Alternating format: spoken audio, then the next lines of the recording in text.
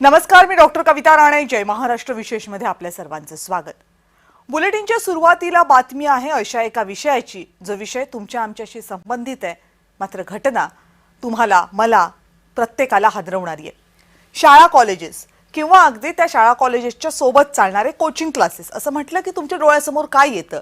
तुमच्या डोळ्यांसमोर येतात विद्यार्थी, मुलं, त्यांचा निष्पापपणा, त्यांची शाळा कॉलेजेसमधली मस्ती, काहीतरी नवं जाणून घेण्याचं कुतूहल, काहीतरी नवं करण्याची इच्छा आणि अर्थातच या सगळ्यातनं होणारा त्यांचा अभ्यास आणि प्रगती. चांगला माणूस घडायचं असेल, पुढचं आयुष्य सुखात घालवायचं असेल तर ही माणूस आपल्या मुलामुलींना उत्कृष्ट शिक्षण देण्याचा प्रयत्न करतो. पण याच कॉलेजेस किंवा कोचिंग क्लासेसमध्ये दिवसाढवळ्या गळा चिरून हत्या व्हायला लागल्या तर समाज म्हणून आपण अधिकाधिक अपयशी ठरतोय का याचा प्रश्न निर्माण होतो. ही घटना महाराष्ट्रात घडलेली आहे, महाराष्ट्रातल्या शिरूरमध्ये. नेमकी घटना काय आहे आणि त्याने काय सवाल उपस्थित झालेले आहेत बघूया.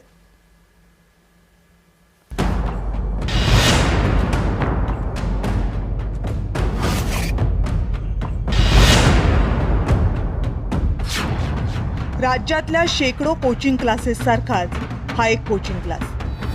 10वीचा वर्ग, सकाळी 9ची वेळ. शिक्षिका वर्गात शिकवत होती आणि अचानक एका विद्यार्थ्यानं दुसऱ्या विद्यार्थ्यावर चाकूनं सपासप वार करायला सुरुवात केली. क्षणभर कुणालाच काही कळलं नाही, पण जेव्हा उमगलं तेव्हा खूप उशीर झाला होता. कारण हल्ला करणारा विद्यार्थी दुसऱ्या विद्यार्थ्यावर लागोपाठ गळ्यावर आणि पोटावर वार करत होता. आणि पुढच्या काही क्षणांमध्येच 16 वर्षांचा पुष्कराज शिंगाडे रक्ताच्या थारोळ्यात पडला होता. या प्रकारानं वर्गातले विद्यार्थी प्रचंड घाबरले. शिक्षिकाही स्तब्ध झाली. पण प्रसंगावधान दाखवत शिक्षिकेनं पुष्कराजला क्लासच्या बाहेर नेलं आणि स्थानिकांच्या मदतीनं रुग्णालयात दाखल केलं. ज्यावेळेला मी घरातनं बाहेर आलो त्यावेळेला इथं खूप लोक वगैरे जमलेली होती.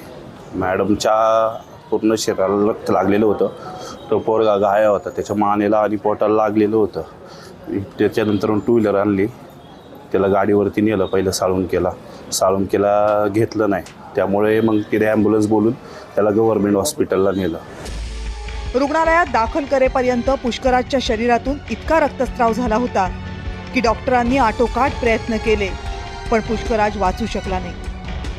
पुष्कराजला 3-4 दिवसांपूर्वी काही मुलांनी मारलं होतं अशी माहिती त्याच्या वडिलांनी दिली. 3-4 दिवसापूर्वी कोणतरी मारलं होतं 4-5 पोरांनी, आणि त्याला क्लासमध्ये बाहेर ओढून आणून सुद्धा मारलेलं आहे असं मला ज्यांनी दवाखान्यात त्याला नेलं त्यांनी सांगितलेले. म्हणले ज्यावेळेस मी आलो तेव्हा त्याला मारत होते. बरं, हे काय म्हणतात फक्त गळ्यावर वारे, त्याच्या डोक्याला मारे, गळ्याला मारे आणि पोटाच्या वर किडनी पाशी ते चाकू मारलेलं आहे त्याला. पुष्कराजवर हल्ला करणाऱ्या विद्यार्थ्याचं नाव आहे प्रयाग मांजरे. हल्ला केल्यावर तो काही क्षणांमध्येच दुचाकीवरून पसार झाला. पोलिसांनी तात्काळ त्याचा शोध सुरू केला आणि त्याला अटकही केली. खेड पोस्टे अंतर्गत एका खाजगी क्लासमध्ये 10वीच्या 2 मुलांमध्ये पूर्वीच्या त्यांच्या काही भांडण असेल त्याच्यावरून वाद झाला होता. त्या वादावरून एका मुलाने दुसऱ्या मुलाला चाकू मारलेला आहे. त्याच्यामध्ये एक मुलगा हा मयत झालेला आहे. असा गुन्हा घडलेला आहे. गुन्हा दाखल करण्याची प्रक्रिया चालू आहे आणि पुढचा तपास चालू आहे. अवघ्या 15-16 वर्षांची मुलं जर दुसऱ्याचा जीव घेत असतील तर ही गंभीर बाब आहे. अनेकदा छोट्या छोट्या चुका केल्यावर किंवा नियम मोडल्यावर दंड होत नाही आणि आपल्या दुष्कृत्यांचे परिणाम भोगावेच लागत नाही अशी भावना मनात तयार होते आणि मग गंभीर गुन्ह्यांबद्दल सुद्धा अभय निर्माण होतं. शिरूरच्या घटनेमध्ये नेमकं काय कारण होतं हे पोलीस तपासांमध्ये समोर येईलच, पण ही अवघी घटना महाराष्ट्राच्या शिक्षण क्षेत्राला आणि पालक वर्गाला हादरवून टाकणारी आहे. शिरूरहून अमोल दरेकरसह अमेय चुंबळे, जय महाराष्ट्र. जेव्हा समाजात अशा घटना घडतात त्यावेळेस आणखी एक मुद्दा प्रकर्षानं समोर येतो आणि तो मुद्दा असतो मानसिक स्वास्थ्याचा, मुलांच्या मानसिक स्वास्थ्याचा. आपल्या मुलाला किंवा आपल्या मुलीला काहीही समस्या नाही असं अनेक पालकांना वाटत असतं. समस्या समोर दिसत असते पण आपण मान्य करायला तयार नसतो. पण प्रत्येक पालकाच्या बाबतीमध्ये ते योग्य दिशेनंच जाईल याची खात्री नसते. जेव्हा आपली मुलं आपण मोठी करत असतो आणि त्यांच्यामध्ये बदल दिसत असतात तेव्हा पालक म्हणून आपली काय जबाबदारी असते? मानसोपचार तज्ञांनी काय सल्ला दिलाय बघूया. बऱ्याच प्रमाणात राग व्यक्त करणं हे सुपेरियरिटी कॉम्प्लेक्स असं व्यक्त केलं जातं की माझा राग म्हणजे मी बरोबर आहे असं. पण बऱ्याच वेळेस हे चुकीचा समज समाजात असतो. मुलांचं राग वाढणं, भांडणं करणं हे आजूबाजूला त्यांच्या फॅमिलीत, कुटुंबात, समाजात जर असे काही लोक तशीच वागत असतील, त्यांच्या घरातील लोक तसेच वागत असतील, तर मुलंही असं वागण्याचा प्रयत्न करतात.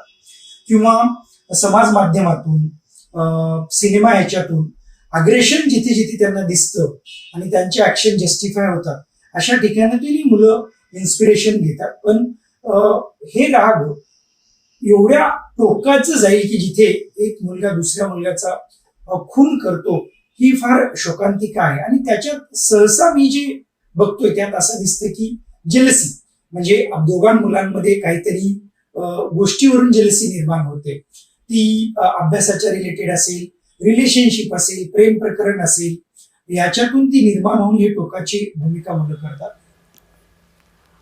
पण शाळेमध्ये जाणारी, शिकण्याच्या वयातली ही मुलं इतकी हिंसक का होत आहेत की जी दुसऱ्याचा जीवही घेऊ शकतात? अनेकदा कौटुंबिक हिंसा होते, त्याचाही याच्यावर परिणाम असतो. पालक जर हिंसक होत असतील तर मुलं अनेकदा अनुकरण करू शकतात. मानसोपचार तज्ज्ञांचं हे म्हणणं आहे. टीव्ही, वेब सिरीज याच्यावर मुलं प्रचंड हिंसा पाहतात, त्याचं उदात्तीकरणही केलं जातं, त्याचाही परिणाम मुलांवर होतो. राडे करणं, हाणामारी करणं, मग सोबतचे मित्र कौतुक करतात आणि त्यामुळं तसंच वागायचं, ही प्रवृत्ती या कथित कौतुकामुळं अनेकदा मुलांमध्ये येते. आणि या सगळ्या कारणांमुळं हिंसा हे चालतं किंवा हिंसा करूनच आपल्याला पुढे जायचं असतं असं मुलांमध्ये वाटू लागतं आणि मग त्या हिंसेचं सामान्यीकरण होतं. आपल्याकडे नियम अनेक मोडले जातात, गुन्हे केले जातात, पण शिक्षा होत नाही असाही अनेकांचा समज होतो. त्यामुळं आपल्याला गुन्ह्याची भीती नसणं हाही याचा एक परिणाम असतो. लहान मुलांना नकार पचवता येत नाही, त्यामुळे हिंसा केली तर आपल्याला हवं ते मिळवता येतं हा गैरसमज त्यांच्यामध्ये असतं. घरी असताना मुलं गैरवर्तन करतात, मग मारकुटेपणाची लक्षणं दाखवतात, पण काही पालक अनेकदा अजिबात लक्ष देत नाही. हे दुर्लक्ष मग पुढे बेततं. आपल्या शिक्षण व्यवस्थेमध्ये टॉपर इतका मान कुणाला नाहीये, त्यामुळे काही मुलांच्या मनामध्ये हिंसक विचार येतात.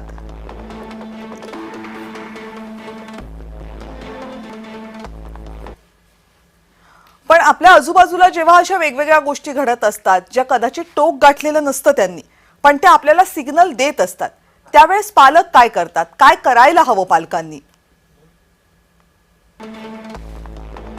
लहान मुलं हिंसक होऊ नयेत यासाठी सगळ्यात मोठी भूमिका जर कुणाची असेल तर ती पालकांचीच. एखादी गोष्ट मागितली की ती लगेच मिळत नाही याची मुलांना सवय लावा, कारण जे सतत मिळत गेल्यावर नकार पचवणं कठीण जातं. तुमच्या मुलाला किंवा मुलीला नकार जर एखाद्याने एखाद्या गोष्टीसाठी दिला तर तो पचवण्याची सवयही लावा. आरडाओरडा करून, हातपाय आपटून सगळ्याच मागण्या पूर्ण नाही करता येत हे मुलांना कळू देत. ती चुकली, त्यांनी कुणाचा अवमान केला तर त्यांना समज द्या, योग्य ती शिक्षाही द्या, पण त्यांच्या मोठ्या चुका पोटात घालू नका. त्यांची भाषा कशी आहे, त्यांचे हावभाव काय आहेत, हिंसेची लक्षणं काय आहेत, ती त्यातनं समोर येत आहेत का, याकडे पालक म्हणून बारकाईनं लक्ष ठेवा. मुलांच्या समोर स्वतः हिंसा अजिबात करू नका. वाद झाले घरामध्ये तर ते सामंजस्यातून सोडवा, करण्याचा मुलांवर मोठा परिणाम होतो. हिंसेनं काय होऊ शकतं याचे परिणाम मुलांना समजवा. त्यांना कायद्याचा, त्यांना पोलिसांचा, समाजाचा धाक असायला हवं. दुसऱ्याला समजून घेणं, टीम म्हणून काम करणं, इतरांच्या भल्याकडे लक्ष देणं याचं महत्त्व मुलांना पटवून द्या.